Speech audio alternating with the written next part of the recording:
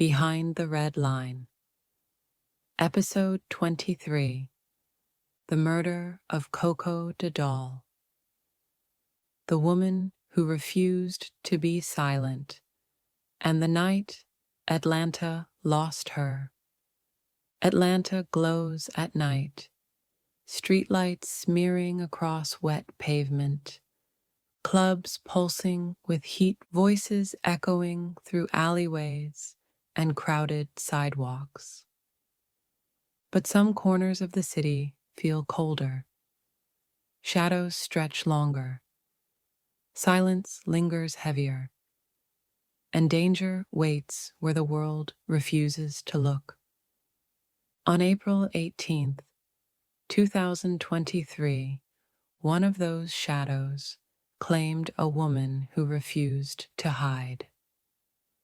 Her name was Koko Da Doll, a Black trans woman, a survivor, a former sex worker, a sister, a friend, a rising star in the award-winning documentary Kokomo City, a film giving voice, truth, and power to Black trans sex workers. Koko spoke loudly. She spoke bravely. She spoke with humor and fire and honesty. But that night, someone tried to silence her forever. This is the story of who she was, what she represented, and the violence that took her life. This is Behind the Red Line, Episode 23. The Murder of Koko Da Doll. Koko Da Doll, born Rasheeda Williams, was not defined by tragedy. She was defined by her laughter, her confidence, her love for her sisters, her storytelling, her music, her refusal to be erased, her ability to turn trauma into art.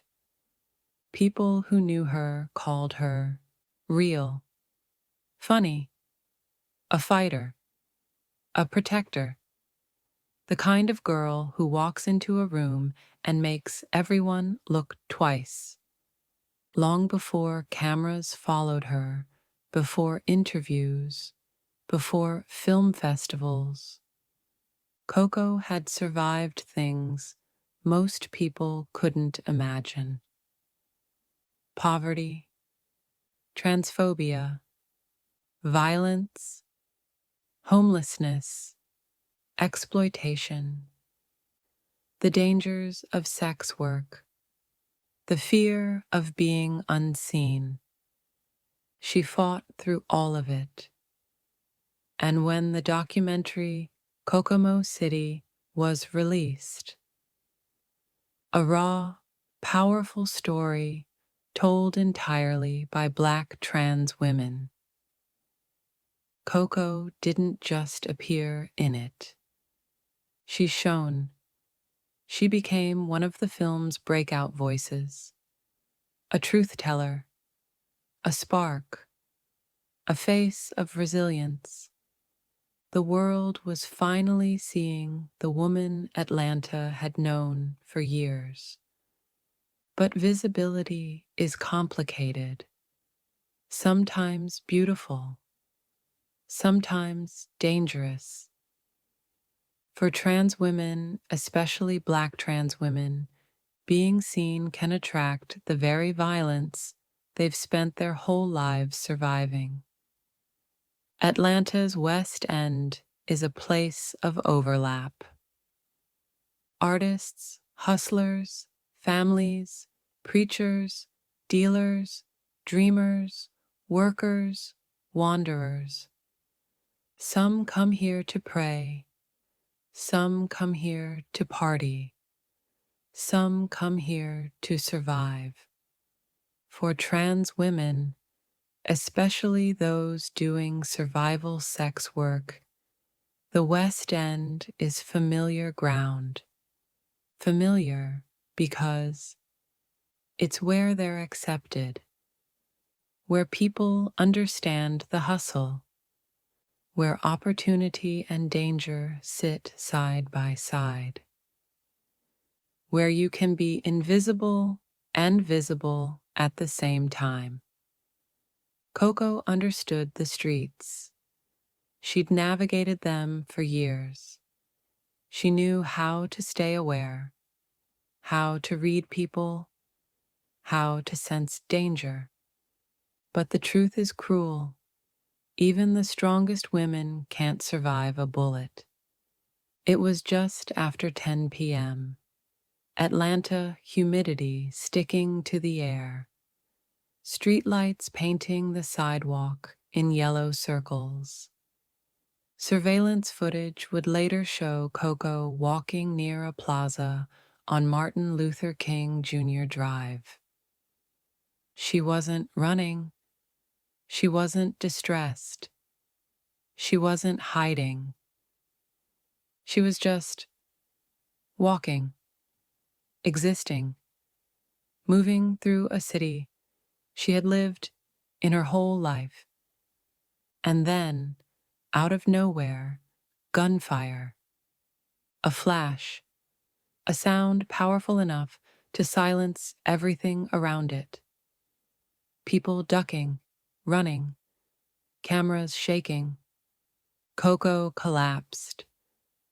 The streetlights blinked. Cars sped away. Within seconds, the world had changed. Atlanta police arrived. They found her unresponsive. They recognized her immediately.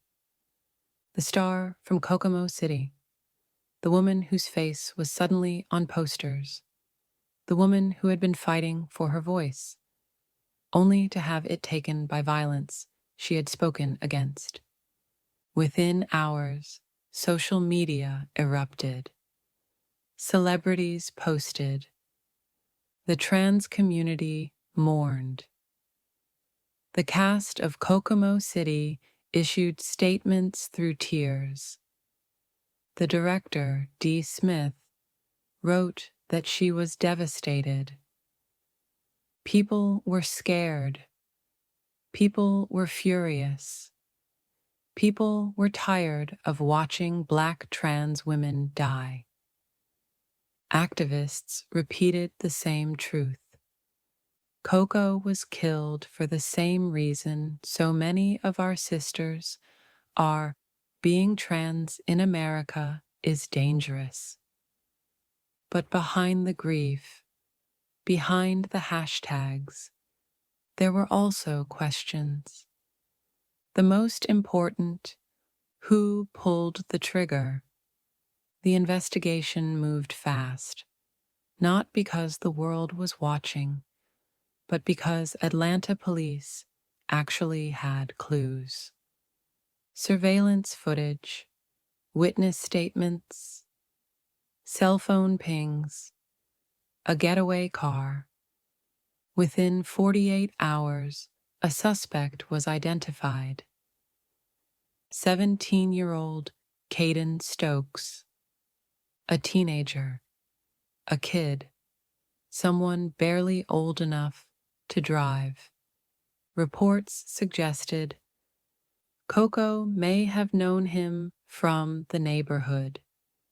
He may have targeted her because she was trans. An argument may have occurred. The shooting was deliberate. Police issued warrants. Community tips came in rapidly. People who loved Coco wanted justice. The suspect was arrested shortly after. But arrest is not the same as justice. Justice is complex. Justice is slow. And justice doesn't end violence. Especially not violence rooted in transphobia. Coco's death wasn't isolated. It wasn't random. It wasn't the first. it wasn't the last. Black trans women face some of the highest rates of violent assault, hate-motivated attacks, homelessness, murder, misgendering, exploitation, over-policing, under-protection. Society punishes them for their gender, punishes them for their race, punishes them for their femininity, punishes them for their survival. It takes strength just to walk outside. It takes courage to live authentically. And Koko lived boldly. Her death was not her fault. It was a symptom of a world that has decided some lives are less valuable. After Koko's death, Atlanta's trans community held a vigil. Candles lined the sidewalk, flowers placed gently, photos taped to street poles, voices crying, praying, shouting. A woman said, "She survived so much. She deserved safety." Another said, "She was changing the conversation," and that threatened people. The film community mourned. Kokomo City went on to win awards and critical acclaim. But the success felt haunted, because one of its brightest lights never got to see what she helped create. Koko wasn't just a cast member. She was the heartbeat of the film. Her honesty, her vulnerability, her humor, they gave the documentary soul. And the world will never hear her voice again. Koko represented survival, humor, truth, resilience, sexual empowerment, trans visibility, the beauty and danger of being yourself. Her murder forced conversations about the vulnerability of trans sex workers, about violence in Atlanta, about how Black trans women are portrayed, about how the media reports on their deaths, about the humanity behind every headline. Koko wasn't a statistic. She wasn't a stereotype. She wasn't a tragedy. She was a woman who found her voice and used it to uplift others. A woman who deserved to live. Koko Da Doll wanted three things: to live her truth, to tell her story, to make sure the girls coming after her had it easier than she did. She didn't get the future she deserved, but her voice, her real voice, continues through the people she touched, through the film that immortalized her, through the conversations she sparked, through the community she protected, through the sisters she lifted up, through the truth she refused to hide. Her killer took her life, but not her power. This is Behind the Red Line. Episode 23. Koko Da Doll, the woman who refused to be silent.